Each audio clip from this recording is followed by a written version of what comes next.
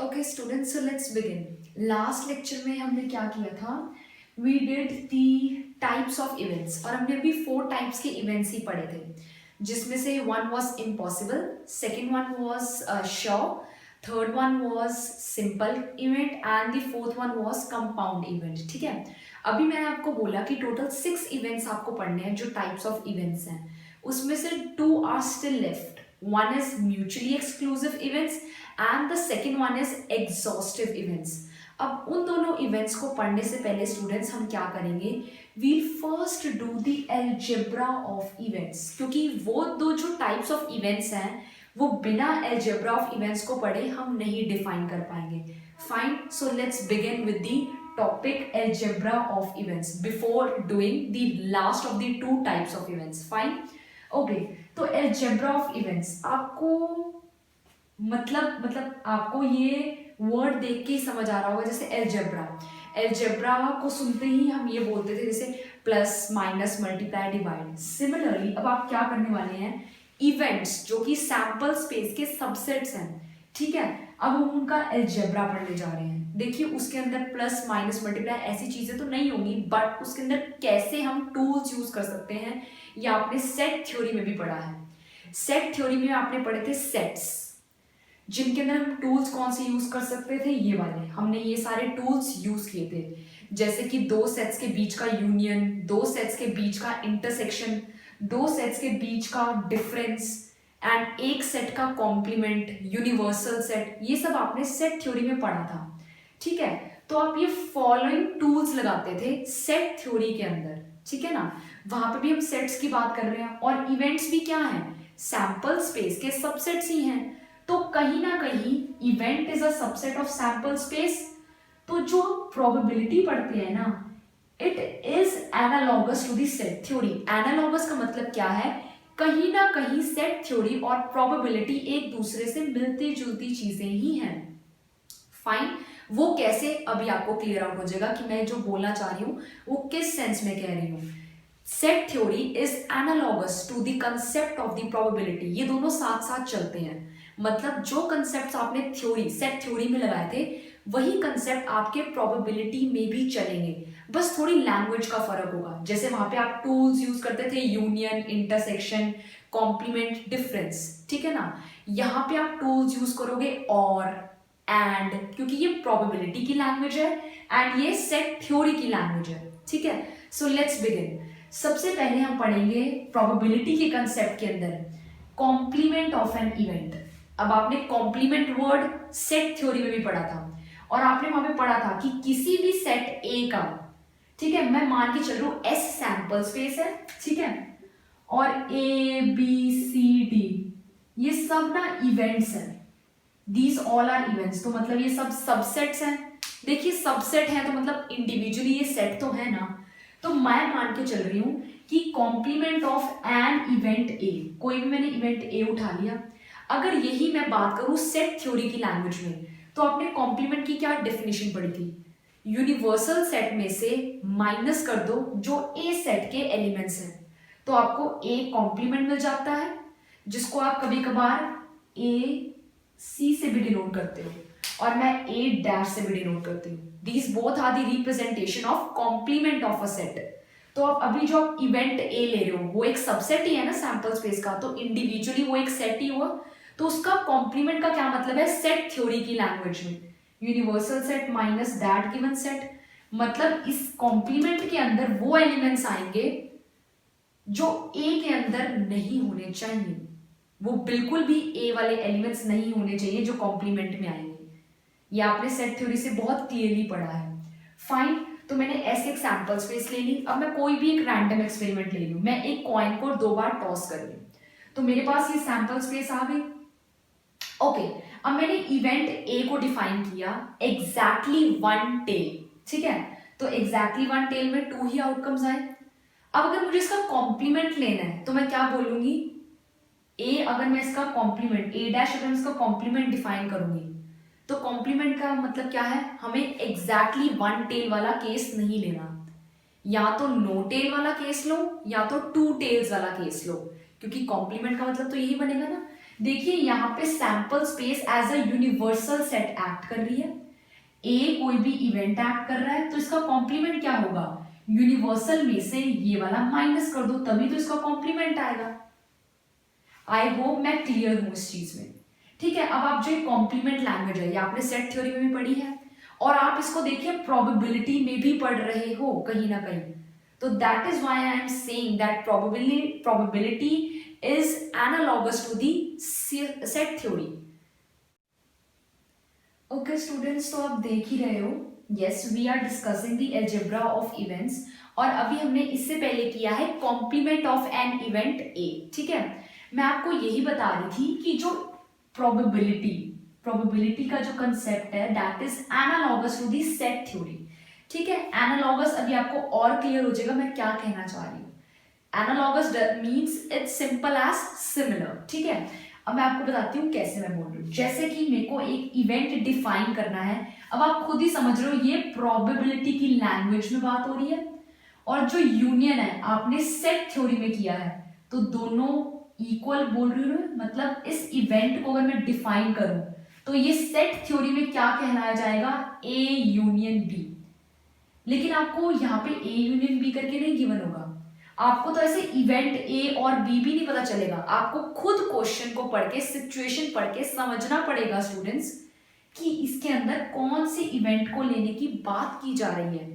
इसमें कॉम्प्लीमेंट को लेने की बात करी जा रही है या ए और बी की बात करी जा रही है या ए एंड बी की बात करी जा रही है, वो आपको खुद डिटेक्ट करना है। या फिर अभी एक और आएगा ए बट नॉट बी या B but not A, that is difference set theory की भाषा में। तो आपको खुद डिटेक्ट करना है प्रोबेबिलिटी की सिचुएशन पढ़ के कि कौन सा इवेंट मांगा जा रहा है। तो आप जो लेफ्ट हैंड साइड देख रहे हो ना, इक्वल टू के लेफ्ट हैंड साइड, वो प्रोबेबिलिटी की लैंग्वेज में हम इवेंट को डिफाइन कर रहे हैं। लेकिन जो आप राइट साइड में देख रहे हो वो सेट हम कैसे डिफाइन कर रहे हैं, सेट थ्योरी की लैंग्वेज में डिफाइन कर रहे हैं। That is why both are analogous to each other. I hope I am clear to all of you. ठीक है, तो ध्यान से सुनो। जैसे इवेंट ए और बी की बात करें, मैं कह रही हूं ए और बी का मतलब क्या होता है, यूनियन। इसका मतलब है सेट थ्योरी में यूनियन। ठीक है, यहां से आपको और क्लियर हो जाएगा मैं क्या कहना चाह रही हूं। अगर मैं और एंड की बात कर रही हूं मतलब मैं प्रोबेबिलिटी की लैंग्वेज में बात कर रही हूं इवेंट्स के लिए, या फिर और अगर मैं उसको यूनियन या इंटरसेक्शन की वे से बात कर रही हूं तो मतलब मैं सेट थ्योरी में सेट से रिलेटेड वाले की बात कर रही हूं। फाइन, यूनियन में पता है प्लस का होता है एंड इंटरसेक्शन मींस मल्टीप्लाई। ठीक है, अब ध्यान से देखना, और का मतलब यूनियन ही है क्योंकि इवेंट ए और बी अगर आपसे प्रोबेबिलिटी में पूछा जाएगा जो कि आपको खुद ही डिटेक्ट करना होगा, वो सीधा नहीं बोलेंगे कि ए और बी कर दो। कभी कभार हो सकता है पूछ लें, बट कभी कभार ऐसा भी पॉसिबल है कि आपको खुद सोचना पड़े कि मुझे कौन सा इवेंट बताना है, किस इवेंट को, मतलब जैसे अगर आपको ये इवेंट कर्ली ब्रैकेट्स में इसके एलिमेंट्स लिखने हैं तो पहले डिटेक्ट करना पड़ेगा ना कि ये कौन सा इवेंट बन रहा है। तो इवेंट ए और बी का मतलब होता है ए यूनियन बी। आपने डिटेक्ट कर लिया ये ए और बी है, इसको सेट थ्योरी में बोलते हैं ए यूनियन बी। मतलब और यूनियन दोनों सेम ही काम कर रहे हैं, बस ये लैंग्वेज प्रोबेबिलिटी में अंदर है और यूनियन वाली लैंग्वेज सेट थ्योरी के अंदर है। ठीक है, तो यस, अब मैंने ए, वही सैंपल स्पेस, मेरा रैंडम एक्सपेरिमेंट सेम है, टॉसिंग अ कॉइन ट्वाइस। ठीक है, सैंपल स्पेस हम सबको पता है। मैंने एक ए इवेंट डिफाइन किया एग्जैक्टली वन हेड और मैंने बी इवेंट डिफाइन किया एग्जैक्टली टू हेड्स। ठीक है, अब आप ध्यान से देखो, अगर मैं इन दोनों को बोलूं मुझे इवेंट ए और बी डिफाइन करना है, मतलब मुझे ए यूनियन बी चाहिए। यूनियन का मतलब सारे एलिमेंट्स ए के भी और बी के भी विदाउट रिपीटेड। ठीक है, अब बात करते हैं एंड की। अगर मुझे इवेंट ए एंड बी को डिफाइन करना है तो दैट इज नथिंग बट वो सेट थ्योरी की भाषा में होती है इंटरसेक्शन। तो मैं ये बोल सकती हूँ ना, एंड इज सेम एज, जो कि प्रोबेबिलिटी का वर्ड है। प्रोबेबिलिटी में हम इसी को ही यूज करेंगे, वील यूज और या फिर एंड। हम उसके अंदर यूनियन इंटरसेक्शन ज्यादा यूज नहीं कर सकते। मैं तो आपको ये चीज बता रही हूँ कि यूनियन एंड इंटरसेक्शन जो मैं सेट थ्योरी में यूज करती हूँ दे आर एनालॉगस टू और एंड इन प्रोबेबिलिटी की लैंग्वेज में। ठीक है, तो एंड का मतलब कुछ नहीं है, सेम वही है, इंटरसेक्शन। ठीक है, तो यस, तो ए इंटरसेक्शन बी आपका क्या आएगा, मैंने यही दो इवेंट्स लिए अभी, इनके इंटरसेक्शन में कोई एलिमेंट कॉमन है नहीं है ना, तो क्या आ जाएगा इंटरसेक्शन एम्प्टी। तो मतलब ए एंड बी इवेंट में कितने एलिमेंट्स आएंगे, no elements, it's an empty set. तो I hope I am clear. इसके बाद एक फोर्थ कैटेगरी वाली भी रह जाएगी, वो है इवेंट ए नॉट बी। अब आपको नाम से समझ आ रहा है ए नॉट बी, मतलब ए के एलिमेंट्स में से ए के एलिमेंट्स तो होंगे लेकिन नॉट बी, बी हटा देना है बिल्कुल, उसके नहीं होने चाहिए। या फिर मैं एक और अगर इस ए नॉट बी को समझाना चाहूं तो इसका मतलब है ए को इंक्लूड कर लो बट नॉट बी, बी को एक्सक्लूड कर दो। मतलब ए के सारी एलिमेंट्स इंक्लूड बट बी का कोई भी एलिमेंट नहीं होना चाहिए, वो एक्सक्लूड होना चाहिए। तो अगर मैं event A not be define कर रही हूं तो उसका मतलब होगा ए माइनस बी। माइनस कहां यूज होता है, सेट थ्योरी के अंदर यूज होता है। डिफरेंस मैं अभी आपको बता देती हूँ, ठीक है। First note down this. अब आपका रह गया है फोर्थ, ठीक है, फोर्थ इवेंट। वो इवेंट का नाम क्या है, ए बट नॉट बी, जो मैं लास्ट टाइम भी डिस्कस कर रही हूँ, ए नॉट बी। इसका मतलब होगा ए माइनस बी। ए के एलिमेंट्स में से बी के एलिमेंट्स रिमूव कर दोगे आप। तो मैंने वही सेम सैंपल स्पेस ली, रैंडम एक्सपेरिमेंट वही लिया, टॉसिंग अ कॉइन ट्वाइस। ए मैंने ले लिया एटलीस्ट 1 है तो 3 इसके अंदर आ गए सैंपल पॉइंट्स। सिमिलरली मैंने बी इवेंट डिफाइन किया एटलीस्ट 1 टेल, यही आ गया। अब मुझे event A but not B करना है, मतलब ए में से बी माइनस कर देना है, तो that is nothing but headed रह जाएगा, क्योंकि ये तो इसी के अंदर भी आ रहा है और मुझे बी तो नहीं चाहिए, मुझे बी बिल्कुल वैनिश आउट चाहिए, उसका एक भी एलिमेंट इस इवेंट के अंदर नहीं चाहिए जो कि ए बट नॉट बी है। आई होप आई एम क्लियर। अगर मैं यही बोलती बी माइनस ए तो इसका मतलब पता है क्या होता है, इसका मतलब होता है बी के तो एलिमेंट्स चाहिए लेकिन ए के नहीं चाहिए, तो आपका आंसर आ जाता है टेल टेल। तो this was all about your algebra of events. आपने 4 टाइप्स के इवेंट्स डिफाइन करे हैं, ठीक है, जिसकी हेल्प मैंने कैसे ली है, बाय द सेट थ्योरी की लैंग्वेज से मैंने हेल्प लेकर आपके इवेंट्स डिफाइन करे हैं, ठीक है। अब हम एक क्वेश्चन परफॉर्म करेंगे जो कि इसी टॉपिक पे बेस्ड होगा। Then further we will discuss mutually exclusive events and exhaustive events. Okay, note it down. Okay students, तो अब हम एक एग्जांपल परफॉर्म करते हैं जो कि आपके एनसीईआरटी का एग्जांपल नंबर 6 है। क्वेश्चन क्या कहता है, consider an experiment of rolling a die. Die roll करिए, एक ही बार रोल करिए। तो सबसे पहले तो सैंपल स्पेस से लिख लो, वेरी इंपॉर्टेंट स्टेप, और सबसे पहला स्टेप यही होता है। विदाउट सैंपल स्पेस आप क्वेश्चन स्टार्ट भी नहीं कर सकते। मैंने सैंपल स्पेस लिखी रोलिंग अ डाई की।